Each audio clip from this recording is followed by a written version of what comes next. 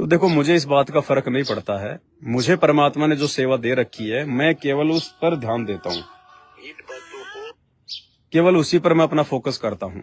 कौन मेरे बारे में अच्छा बोलता है, कौन मेरी बढ़ाई करता है, कौन मेरी बुराई करता है, इस बात से मुझे कोई फर्क भी नहीं पड़ता, क्योंकि मुझे मेरे मकसद का पता है, मुझे मेरे टारगेट का पता है, मैं क्या कर रहा हूं मुझे उस बात का अच्छे से पता है।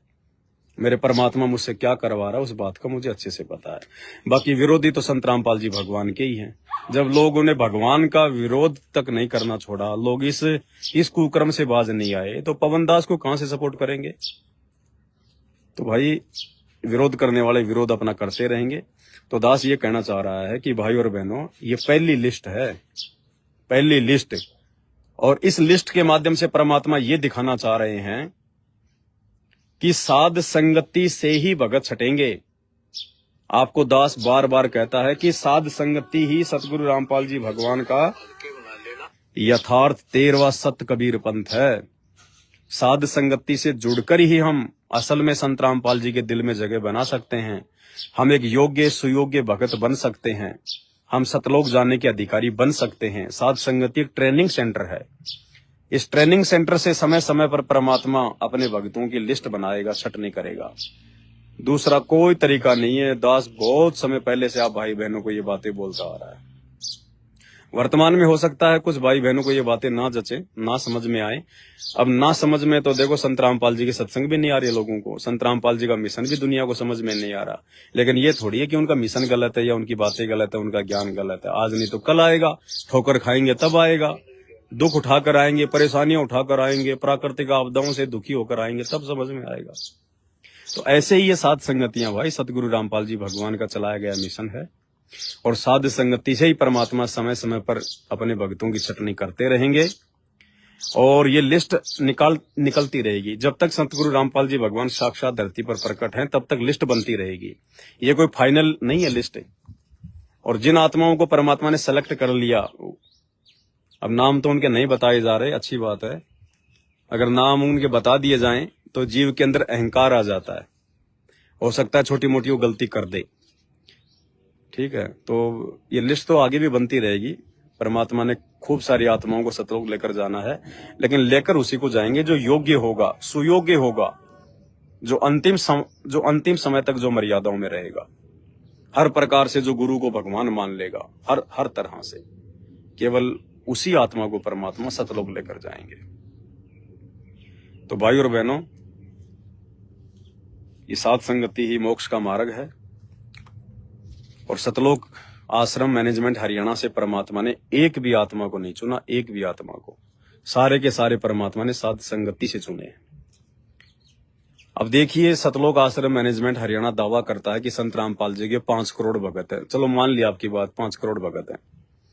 5 करोड़ में से परमात्मा ने कितने भक्तों को चुना? केवल 50 भक्तों को। 5 करोड़ में केवल 50 भक्तों को। और यही परमात्मा की वाणी कहती है कि ये संसार विघन की घाटी, कोई निकलेगा बिरला सूर। कोई बिरले होंगे जो यहां से निकलेंगे।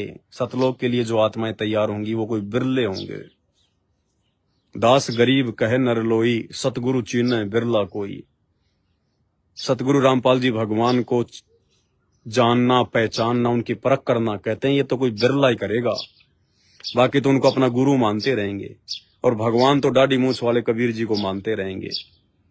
तो कहते हैं दास गरीब कहे नर लोई, सतगुरु चीन्ह बिरला कोई। अब ये सोचने की बात है, 5 करोड़ में से केवल, और 28 साल हो गई, परमात्मा ने दिन रात एक कर दिया, और मात्र कितनी आत्माएं तन मन धन से सतगुरु के साथ जाने के लिए तैयार हुई हैं? 50 आत्माएं, ओनली 50 आत्माएं। तो सोचो भाई और बहनों, हम बाकी भगत भाई बहनों ने कितना संघर्ष करने की जरूरत है, कितना भक्ति करने की जरूरत है, कितनी मर्यादाएं निभाने की जरूरत है। यानी कई हजारों की संख्या में भाई बहन साथ संगति से जुड़े हुए हैं, और हजारों में से परमात्मा ने केवल 50 भक्तों को छाटा, अभी तक केवल 50 भक्तों को। ये मजाक की बातें नहीं है। आपको ये लगे कि सौपन तो ऐसे आ जाते हैं, सौपन ऐसे नहीं आते। परमात्मा ने सौपन के बारे में बहुत कुछ बता रखा है। आज तक जितने भी आत्माओं को परमात्मा सतलोक लेकर गए हैं ना, इन करोड़ों भक्तों में से सबको सौपन में लेके गए। आप जितने भी इंटरव्यू सुनेंगे ना, सब ये कहेंगे कि रात को परमात्मा आए, मुझे सतलोक लेकर गए, मुझे वहां घुमाया, मुझे ये घुमाया। आप इंटरव्यू सुन लेना आप सबके। परमात्मा आत्मा लेकर जाता है, ये शरीर थोड़े लेके जाएगा जो खुली आंखों से लेकर जाएगा। ऐसा थोड़ी कि आप बैठे और परमात्मा हाथ पकड़ के लेके जाएगा। परमात्मा आत्मा को लेके जाएगा और आत्मा को परमात्मा जो है सौपन में लेके जाता है। वो सौपन ही है भैया, वो सत्य है। जिस सौपन में सतगुरु रामपाल जी भगवान के दर्शन हो गए, वो सत्य सौपन है। उसमें रिंचक भी झूठ नहीं है। बस उस सौपन को समझने की जरूरत है, समझने की। अरे अर्जुन सरजुन को भी तो परमात्मा ने सौपन में कहा था कि भाई अर्जुन सरजुन, मेरी आत्मा गरीबदास जी गांव छुड़ाने में आ चुका है, तुम आ जाना वहां पे, नाम दीक्षा ले लो उससे। सौपन में तो कहा था अर्जुन सरजुन को, तो क्या वो झूठ था क्या सौपन? तो परमात्मा जिस सौपन में आ जाए वो सत्य ही होता है, वो झूठ नहीं होता है। क्योंकि परमात्मा का कोई दूरूप नहीं है, परमात्मा कोई झूठ नहीं है, परमात्मा कोई जो है वो छल कपटी नहीं है। परमात्मा केवल पूरी पृथ्वी पर एक है, पूरी सृष्टि में, पूरे ब्रह्मांडों में केवल एक है, और वो सत्य है, वो अविनाशी है, वो नूरी है, वो झूठा नहीं है। इसलिए सतगुरु रामपाल जी भगवान जिसके सौपन में आ गए, वो हकीकत मान लेना। ये बहुत गहरी बातें हैं। अभी तो नॉर्मल चीजें नहीं समझ पा रहे भाई बहन, ये आगे की बातें कहां से समझ पाएंगे। तो भाई और बहनों, कहने का मतलब है इन 50 भक्तों के अलावा बाकी आत्माओं ने कितनी कोशिश करनी है, कितना प्रयास करना है। उनके तो छोड़ दो, सतलोक आश्रम मैनेजमेंट हरियाणा वालों की तो बातें छोड़ दो, वो तो कचरा है। उनकी तरफ तो परमात्मा ने देखा तक नहीं।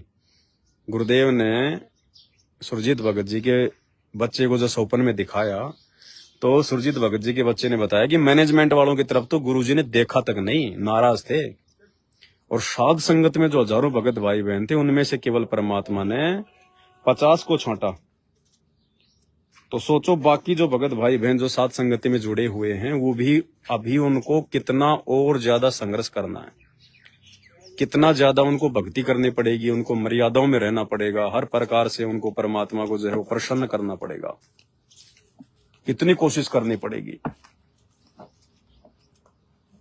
ये बेड लगा लिया घर पे, फॉर्मेलिटी के लिए नहीं लगते बेड।